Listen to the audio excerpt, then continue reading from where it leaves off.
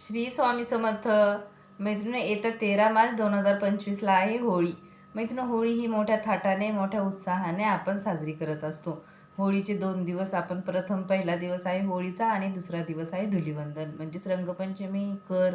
हे 2 दिवस आपण मोठ्या उत्साहाने आपण काय करतो, साजरे करत असतो. तर मैत्रिणी, होळी ह्या दिवसाचं काय विशेष महत्त्व आहे तर होळीमध्ये आपण काय करत असतो, सगळी नकारात्मक शक्ती, नकारात्मक घरातली, त्याचबरोबर वाईट विचार, वाईट संगती, ज्या सगळ्या वाईट गोष्टी, प्रवृत्ती आहेत त्या सगळ्यांचं आपल्याला होळीमध्ये दहन करायचं असतं आणि नवीन सुरुवात करायची असते. त्यामुळे मैत्रिणींनो, होळीचं हे विशेष महत्त्व आहे. आणि कर, दुसऱ्या दिवशीची जे काय आहे ते कर. तर मैत्रिणी, ही कर आपण कशी साजरी करायची आहे तर कर हा विशेष करून आपल्या पितरांची सेवा करण्यासाठी खूप विशेष असा दिवस आहे.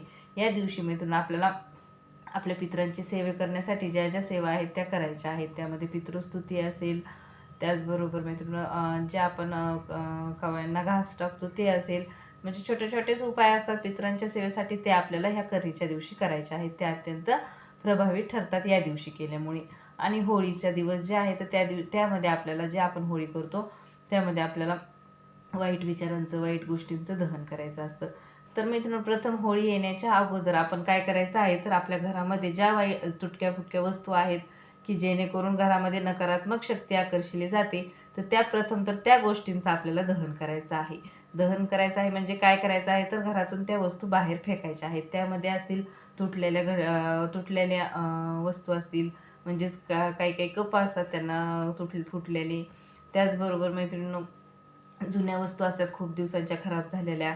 त्याचबरोबर जुने कपडे असतात, तुटलेले कुलूप असेल, बंद पडलेल्या घड्याळे असतील, बंद पडलेले इलेक्ट्रॉनिक वस्तू असतील, तर ह्या सगळ्या गोष्टींचं आपल्याला काय करायचं आहे, बाहेर फेकायच्या आहेत. त्याचबरोबर तुटलेल्या चपला असतील, बऱ्याच दिवसांपासून आपण काही वस्तू ठेवलेल्या असतात घरामध्ये, त्या खराब झालेल्या असतात त्याही.